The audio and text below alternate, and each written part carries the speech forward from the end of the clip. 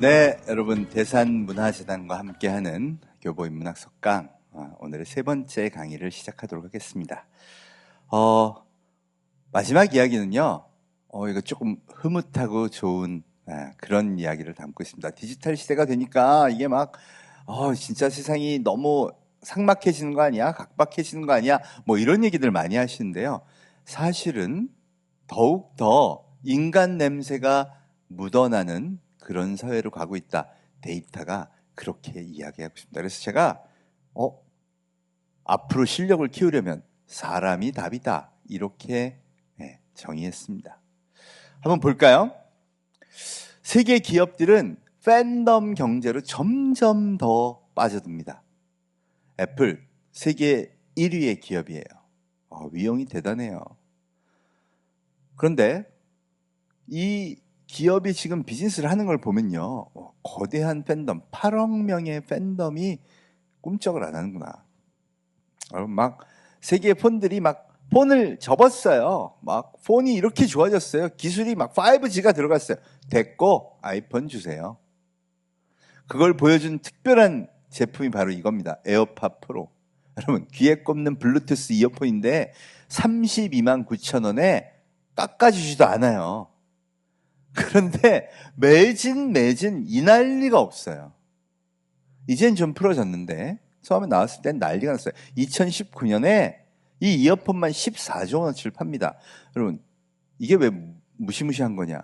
유사한 걸 비슷한 성능의 제품을 샤오미가 3만 9천 원 정도에 팔아요. 하나 팔면 30만 원 남는다는 거예요. 그죠? 제조 원가 빼면.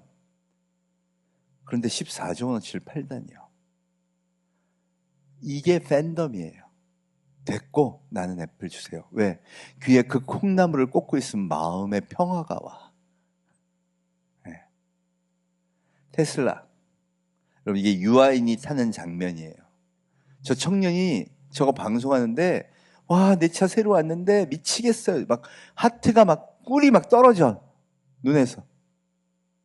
왜? 꿈꾸던 차를 가졌으니까. 별것도 없어요. 우리가 보면 막, 야, 이거 차 단차도 안 맞고 엔지니어링은 좀 부족한 거 아니야? 우리는 막 이렇게 하는데, 어른들은 됐어요. 저리 가세요. 우리끼리 놀 거야. 여러분, 차에서 게임도 해요. 뭐, 디스플레이 패널이 이만해. 와. 저게 팬덤이에요. 그럼 사고가 나서 죽었어. 그래서 저 회사 이제 끝장났구나. 우리 거 아니에요. 제조업체가 자율주행을 썼는데 사고가 나서 사람이 죽었어. 그럼 이제 이 회사는 끝난 거잖아. 그게 아니라 뭐라 그러냐면 인류의 새로운 도전을 위해 희생자가 났군요. 애도합니다. 그리고 또 사. 그럼 뭐라 그러냐면 은근히 저한테 와서 이래요. 이러니까 데이터가 진짜 좋아지는 것 같아요. 더 금방 개선돼요. 꿈쩍도 않는 팬덤이 이렇게 무섭다는 거죠. 아마존은요, 여러분 119불, 우리 돈으로 하면 거의 14만 원에 해당되는 연회비를요 2억 명이 내고 있어요. 그게 프라임 서비스라는 거예요. 아니 우리 같으면 그 돈을 내고 왜 사? 그죠? 근데 뭐라 그러냐? 됐고 그냥 편안하게 나 다 있고 아마존. 이거를 만들기 위해서 제프 베조스가 최선의 노력을 다했던 겁니다. 그리고 아무도 안 떠나요. 넷플릭스, 유튜브 유료 구독자 수 2억 명. 야, 다른 거 골치 아프고 나 그냥 넷플릭스 볼게. 됐어. 나 그냥 유튜브 볼게. 돈 안 내고 그냥 보고 귀찮아. 그냥 내고 볼게. 그 문화에 패밀리로 같이 살고 싶어 한 사람이 2억 명씩 몰리면 세계 탑 10 기업이 되는 거예요. 우리가 요새 구독 경제라 그러죠. 네. 구독, 정기 구독. 이게 팬덤 경제를 보여주는 숫자입니다. 더 무서운 건 이 플랫폼들이요, 이제 영역도 경계도 없어져요. 구글, 애플, 페이스북, 아마존이요, 금융도 하고 유통도 하겠다. 그러니까 우리도 그렇네. 여러분, 카카오가 이제는 이게 금융회사예요. 플랫폼이에요. 뭐예요? 엄청난 영향력을 가지기 시작했죠. 네이버도 쇼핑몰 2020년 매출 1위가 네이버예요. 그럼 이들이 진격하면요, 엄청난 충격파가 오겠네요. 맞아요. 전문가들이 이렇게 얘기합니다. 유럽과 일본으로 이들이 유통으로 금융으로 진출하면 2030년부터는 30%의 시장이 물갈이를 할 것이다. 우린 그나마 다행이에요. 우리 플랫폼 있죠? 미리 준비하고 대비하고 있죠? 얘들은 없어요. 더군다나 35세 이상, 54세 이런 사람들은 글쎄 쓸까 말까인데 그 밑에 세대는 why not? 네. 디지털 네이티브들은 편하기만 하면 쓸 거야. 오늘도 이런 이슈가 있었어요. 아니 또 올라. 왜 이놈의 코인은 여러분 미국의 은행 전체 최고 권력자인 미 연준 의장이요.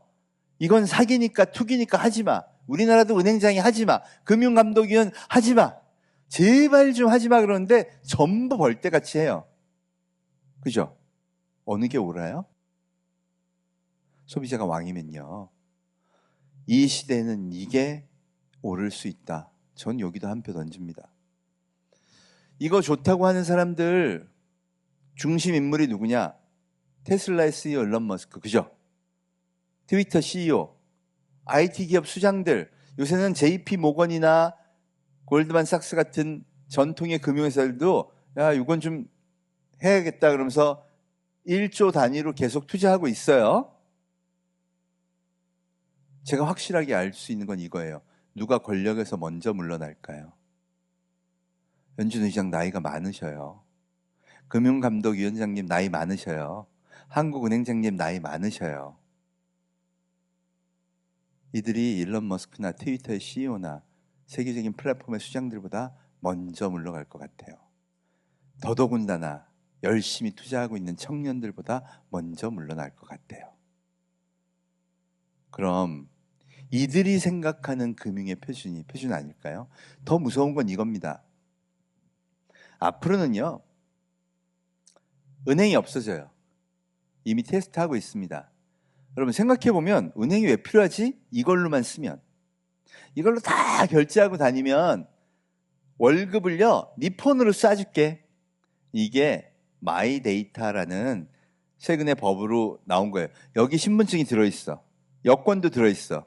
내가 백신 맞은 기록도 들어있어. 나의 모든 아이디는 내 신체의 일부인 스마트폰이 생체 기반으로 해서 갖고 있는. 그러고 보니까 여러분 여권을 위조할 수 있어도 이걸 통한 지문을 위조하기는 어렵죠. 점점 더 그걸 강화하면요. 여기 돈 받는 게 제일 안전해요. 피싱도 안 당해. 이렇게 되면 완전히 금융의 표준이 바뀌는 겁니다. 야, 금융도 유통도 미디어도 전부 바뀌는 계기가 이미 테스트되고 있어요. 8개국에서 그걸 테스트했는데 우리나라 포함해서 아무 문제 없더라는 거예요. 단 안타까운 영역이 생기죠. 그게 누구예요? 잘 못 쓰는 사람들. 이들한테 가르쳐야 되는 그런 영역이 남게 됩니다. 이 새로운 시대에 그럼 진짜 필요한 게 뭘까? 기술은 디지털이고 뭐 다 알겠어. 변화하는 것도 데이터를 보니까 다 알겠어. 애플도 그렇고 테슬라도 그렇고 우리나라에서 성공한 스타일란다의 무신사에 다 알겠어. 봤더니 뭐가 필요하냐? 기술도 여전히 필요하지만 그 기술의 기준이 마음을 사는 좋은 경험을 만드는 기술이더라는 겁니다. 여러분 앞으로는요 점점 더 많아져요. AI, VR, AR, IoT의 로봇 막 여러 가지가 있을 거예요. 그런데 분명한 건 내가 경험했더니 너무 좋더라 하는 그걸 만들어내는 사람의 마음을 심장이 막 뛰게 만드는 그런 기술들이 앞으로 미래에 가장 유망할 거다라고 얘기할 수 있다는 겁니다. 그럼 마음을 사는 걸 얻으려면 어떻게 해야 될까? 디지털 기술을 가르치는 것도 중요하지만 먼저 갖춰야 할 게 인간과의 공감입니다. 제가 이 팬덤 얘기를 막 하고 있었는데 이여령 선생님이요 작년에 암하고 투병하시면서 지금도 그래도 어느 정도 건강을 지키셔서 다행이지만 이게 마지막이다 그러시면서 인터뷰를 한 게 있어요. 거기서 무슨 얘기를 하셨냐면 물질 자본 시대가 끝나고 공감의 자본 시대가 왔다. 여러분 공감이 자본이래. 그 공감의 자본이란 뜻이 뭐냐면요. 기업이든 개인이든 내가 얼마나 많은 사람하고 공감하고 있느냐가 내 자본의 크기래요. 와, 나의 가치의 크기가 인류와의 공감이야. 그럼 그 그릇이 근본이 어딜까요? 바로 여기에요. 휴머니티와 진정성입니다. 여러분, 인간은요, 수십만 년 동안 인간 다음이 뭔지에 대해서 끊임없이 고민해 왔습니다. 그리고 지금 디지털 시대가 오면서 그 기준 훨씬 더 높아졌어요. 요즘 보세요. 옛날에는 관행이었어. 옛날에는 좀 그럴 수도 있지. 옛날에는 말도 막 하면 되잖아. 거의 모든 것들이 관행이 아니라 어떻게 됐어요? 진짜 냉정하게 그게 인간 다음에 맞니라는 새로운 기준으로 재편됐습니다. 여러분 유튜버가 아니 옛날에는 뒷광고 좀 해주는 거 관행이었잖아요. 그죠? 택도 없어요. 거짓말하고 배신한 순간 끝장이에요. 그죠? 스포츠 스타가 어릴 때 좀 때렸대. 옛날에는 우리 그럴 수도 있었잖아. 안 된대. 당연한 거예요. 왜? 단 한 명의 인격체도 인간답지 못한 대우를 받으면 안 돼. 그게 모든 사람이 공감하는 거예요. 그죠? 스타라고 그런 말도 안 되는 권력을 누리면 안 돼. 이 모든 기준이 왜 등장하게 됐느냐? 바로 디지털 시대 문명의 특징입니다. 모든 것이 투명하게 드러나거든요. 그리고 모든 사람이 권력자예요. 그럼 모든 인간들이 공감할 수 있는 가장 보편적 잣대가 적용되지 않으면 만족할 수가 없다는 거예요. 그래서 이 사회가 훨씬 더 휴머니티가 넘치는 사회로 갈 가능성이 큽니다. 지금은요, 막 싸움하죠. 과거의 잔재들과 막 싸움을 해요. 그런데 젠더 문제다, 뭐 여성 대 남성의 대결이다, 거의 모든 문제에서 어떤 현상이 일어나요? 디지털 공간에서 치열하게 공방합니다. 토론이 어마어마해요. 제가 우리 대학생들을 보면요, 남성 문제, 군대 문제, 거의 모든 문제에 대해서 치열하게 싸우고 그 과정을 통해서 처음에는 부작용도 발생하고 뭐도 하지만 결국은 모든 이의 공감을 얻어내는 건 뭔지 아세요? 진짜 인간이 생각할 수 있는 가장 합리적인 그런 합리적이고 정말 도덕성이 딱 부합된 결론이 났을 때 그때 다들 공감합니다. 생각은 끊임없이 이어져요. 그러기 위해서 필요한 게 휴머니티와 진정성입니다. 여러분 생각해 보면요. 대한민국이요. 대박이 났어요. 어디서? 컨텐츠 산업에서. 그래서 전문가들한테 물어봤어요. 아까 보람튜브 2,700만 명이 보는 거예요. 야, 이거 동네에서요. 20평대 아파트에서 보람이하고 보람이 아빠가 그냥 찍은 거야. 근데 왜 이럴까? 또 베이비 샤크. 여러분 아빠 상어 뚜루뚜루뚜루 엄마 상어 뚜루뚜루뚜루 저게 유튜브 조회수 세계 1인 거 아세요? 82억 뷰예요. 여러분 저런 거 잘 만드는 회사가 어디예요? 세계 최고가 디즈니죠.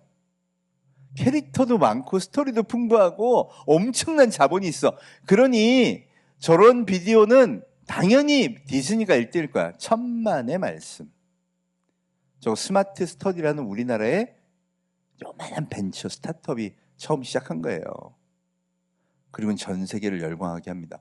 이게 원인이 뭐냐? 전문가들이 이런 얘기를 합니다. 잘은 모르겠으나 원래 인간이 되게 미묘하죠, 여러분. 감성이 되게 미묘해요. 그런데 한국의 컨텐츠에 그 사람들의 마음을 움직이는 미묘한 디테일이 다 있다는 거예요. 휴머니티가 있대요.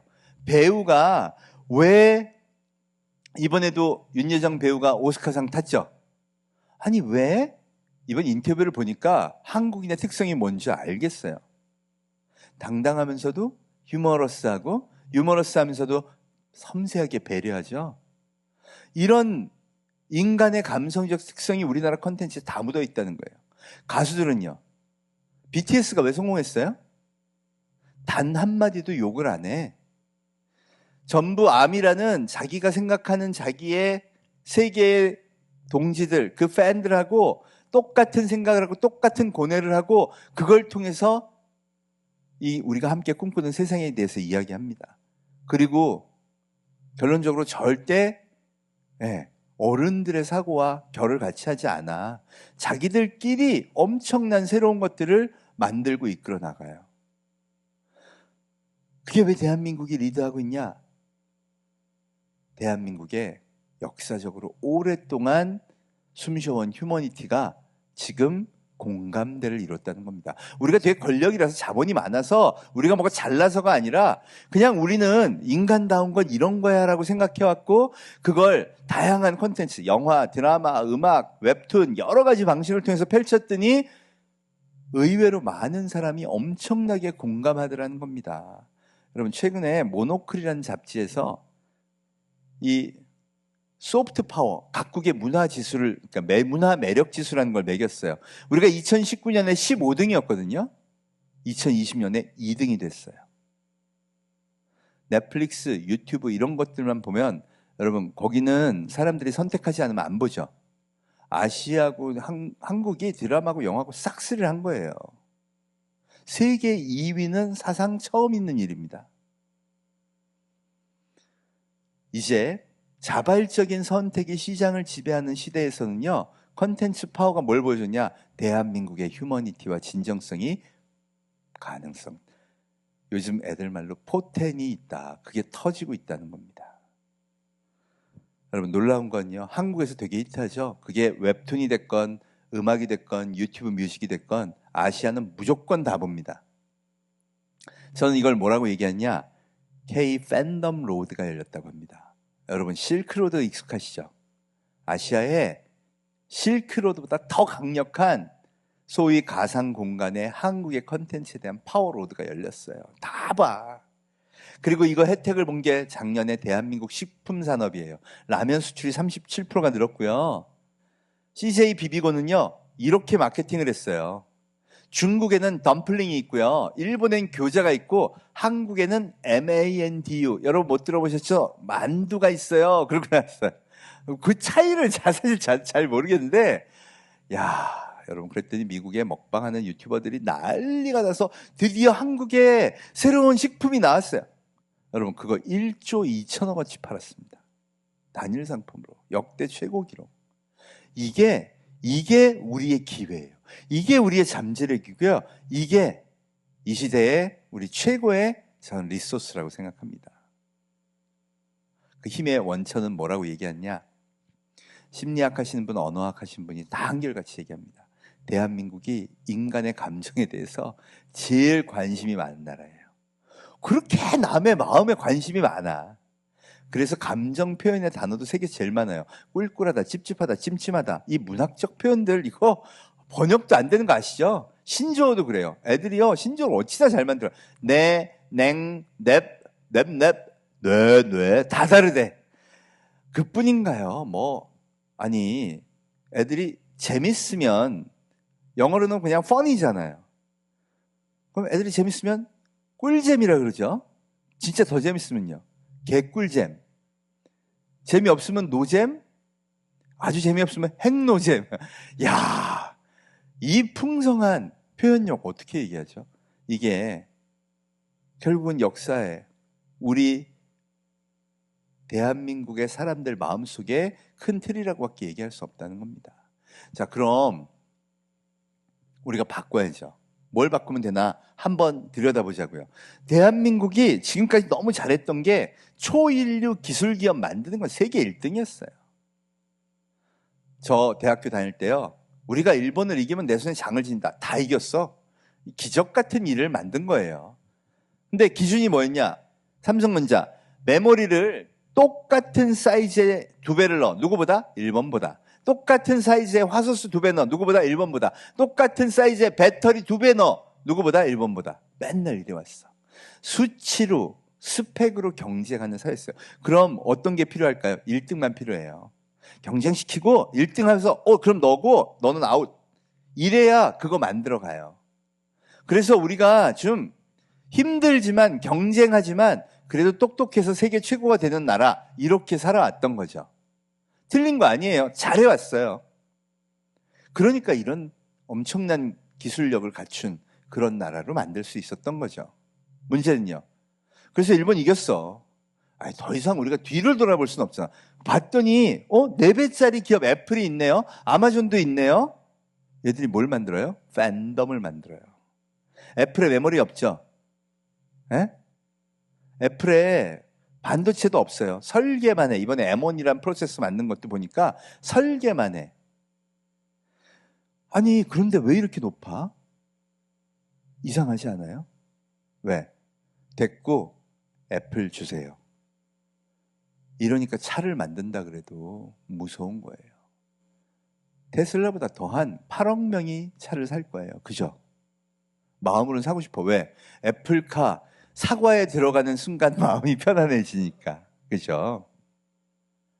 그럼 이걸 누가 만들었나 보세요. 스티브 잡스가. 오늘의 하이라이트가 여기입니다, 여러분. 스티브 잡스는 2011년 연설에서 리베럴 아츠 보이시죠? 여기 있는 인문학이에요. 우리는 기술만으로는 애플 제품을 만들 수 없었습니다. 그래서 우리는 기술에 인문학과 휴머니티를 결혼시켰습니다. Married with technology. 이렇게 얘기를 합니다. 그랬더니 비로소 고객의 심장이 노래하기 시작했습니다. 여러분, 우린 제품 개발의 조건이 2배 더 화소수 많게, 2배 더 메모리 더 많게, 이게 그게 아니라 기준이 뭐라고요? 고객의 심장이 노래하는 게 조건이에요. 여러분 그거 아세요? 고객의 심장이 어떨 때 노래해? 애플은 그걸 어떻게 만들었냐? 그래서 우리가 인문학과 휴머니티가 이게 기준이래. 그러니 세계 최고 이 CEO가 그런 얘기를 했으니까 전부 인문학 특강 듣자. 야, 갤러리 가서 예술 작품 좀 많이 봐.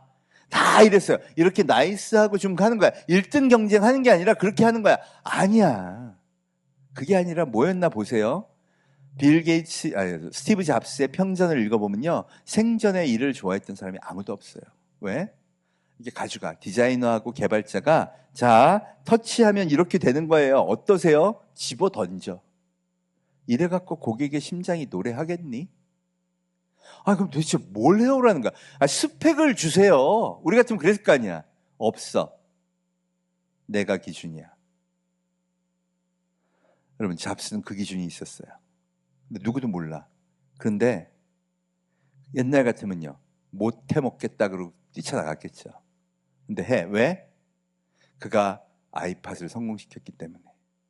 그를 믿는 거예요. 절대 권력자가 됐고 그 감각을 갖춘 사람이 등장하니까 결국 그 느낌적인 느낌, 고객의 심장이 노래하게 만드는 느낌적인 느낌을 실현한 겁니다. 이 사람의 성공 비결이 뭐예요? 인간에 대한 집요한 연구. 명상하려 다녔죠. 노숙했죠. 여러분. 그러면서 인간의 본질에 대해서 너무나 오랫동안 철학하고 명상하고 그걸 끄집어내려고 애쓴 사람이에요. 그러니까 그 감각이 생겨. 그리고 세계에 가장 아름답다는 것도 세계에 가장 좋다는 거에 정말 집착해서 그게 무언지의 본질을 생각하고 그 기준을 만들어낸 사람이에요. 그리고 그가 절대 권력을 갖고 디자이너건 엔지니어건 필요 없고 느낌적인 느낌으로 내가 봐도 너무 미쳤다 하는 그런 걸 가져와. 그렇게 아이폰이 탄생한 겁니다. 우리가 이제 가야 될 길은 그거예요. 스티브 잡스처럼 가야 된다는 그런 룰은 없어요. 다만 우리한테 풍성한 게 있잖아. 인간이 어떻다. 우리보다 잘하는 사람이 없대잖아요. 그 느낌적인 느낌을 우리보다 잘 풀어낼 사람이 전 세계에 별로 없대잖아요. 하면 됩니다. 이제 남은 건 그걸 일으키는 거죠. 휴머니티와 진정성을 애플이 어떻게 푸나 보세요. 세계 1위의 기업 CEO가요. 우리 오늘 중대 발표할 거예요. 그랬더니 유튜브에 난리가 났어. 야, 팀 쿡이 중대 발표를 한다 그랬다. 그럼 애플카 나오는 거네. 야, 현대차랑 하는 거냐? 기아차랑 하는 거냐? 일본이랑 하는 거냐? 난리가 났어요. 근데 뭐 발표했는지 보세요. Racial Equity and Justice Initiative. 인종 문제 해결을 위한 평등과 정의 프로젝트를 하는데 그것도요 아주 그냥 철저하게 준비를 했어요. 1년에 1,000억씩 내서 디트로이트에다가 교육센터를 짓고 이 유색 인종들을 위한 IT 교육 프로그램을 하겠습니다. 우리한테 제일 골치 아픈 게 진짜 해결해야 될, 미래를 위해 해결해야 될 문제가 인종의 차별 문제와 혐오 문제입니다. 우리 그걸 해결하는 게 2021년 애플의 최고의 목표이자 앞으로의 지상과제입니다. 여러분 이게 무슨 얘기인 줄 아세요? 여러분 아이폰에 있는 사과 이마에 딱 붙이고 다니셔도 됩니다. 귀에 콩나물 자랑스럽게 꽂고 다니세요. 왜? 우리가 그런 것만 생각하는 기업이에요. 차 팔아서 돈 벌겠다, 미래를 선점하겠다. 이거는요 중대 전략 아니에요. 우리는 여러분이 믿고 계신 것처럼 휴머니티, 그걸 끌고 가는 기업입니다. 여러분 스티브 잡스가 창조하고요, 팀 쿡이 휴머니티와 진정성을 무장해서 8억 명을 중독시켜 데리고 가고 있는 겁니다. 요새 ESG 경영이라는 게 큰 화두예요. E가요 environment, S는 social, 그래서 사회적 역할이라는 얘기고요. G는 governance, 지배 구조를 의미합니다. 이걸 만족하는 기업이 아니면 투자하지 말아라. 이게 업계의 요즘 표준이 됐대요. 그래서 전부 ESG 경영하느라 난리가 났어요. 근데 이거 잘 들여다볼까요? 휴머니티와 진정성의 문제를 그대로 표현을 바꾼 겁니다. 전 세계에서 소비자들이 가장 관심 있는 게 뭐냐?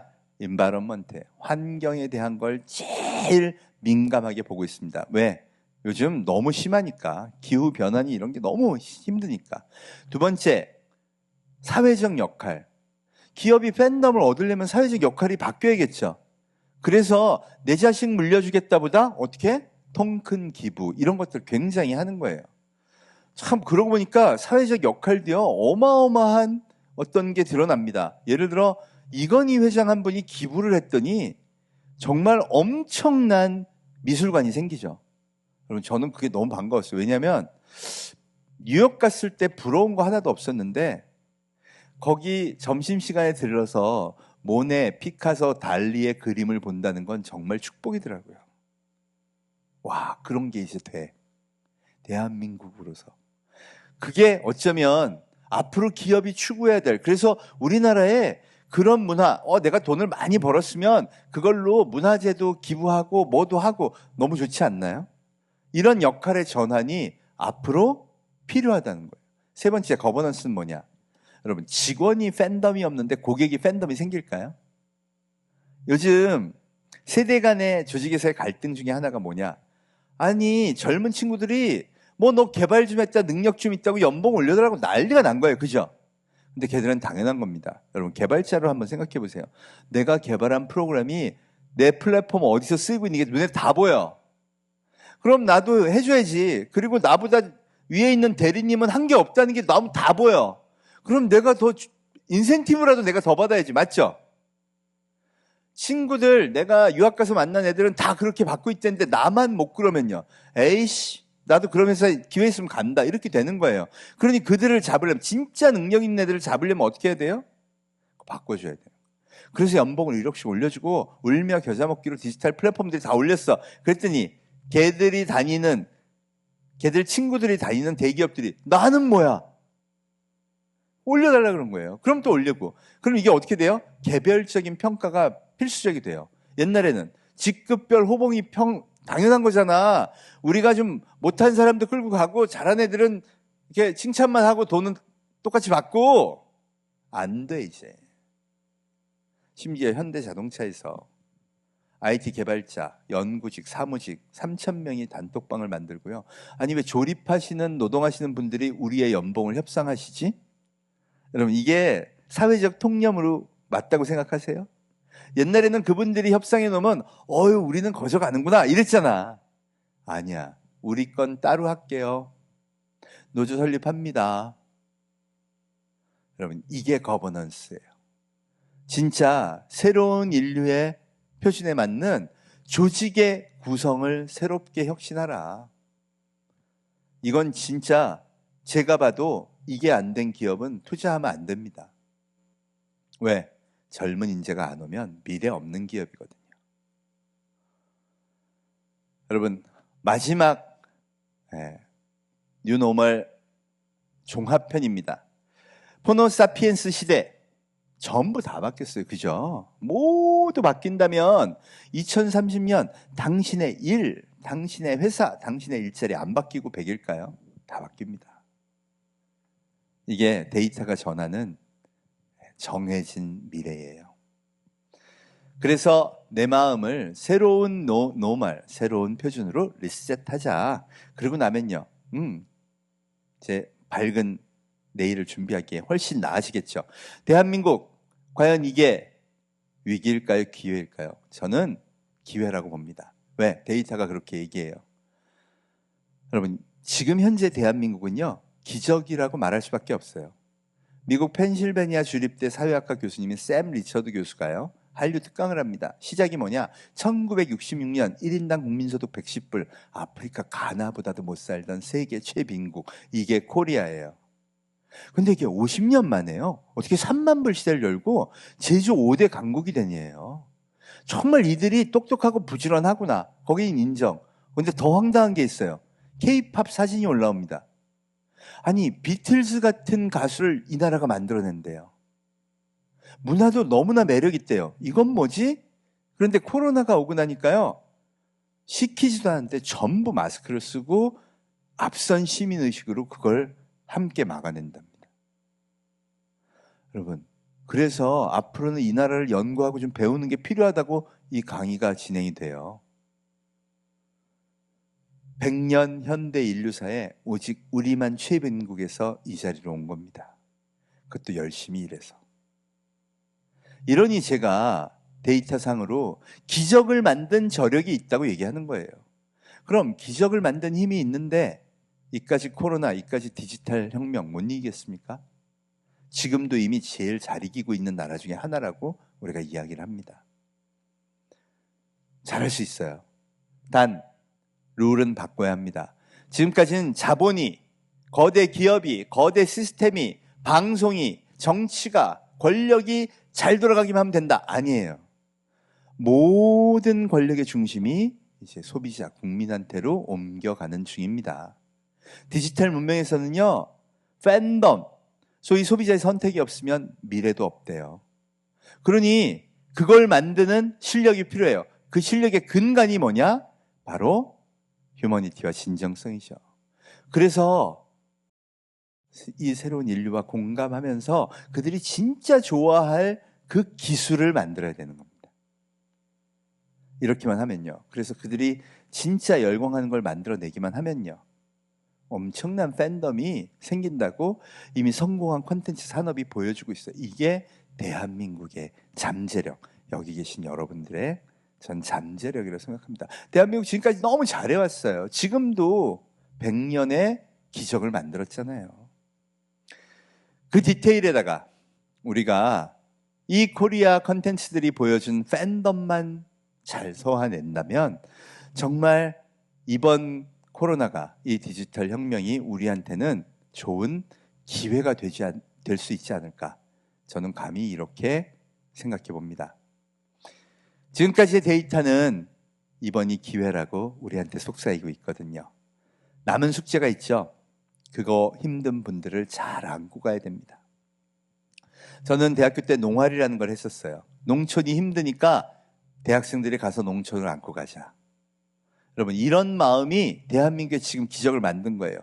저는 앞으로 디지털 활동, 봉사활동, D화를 생각하고 있습니다.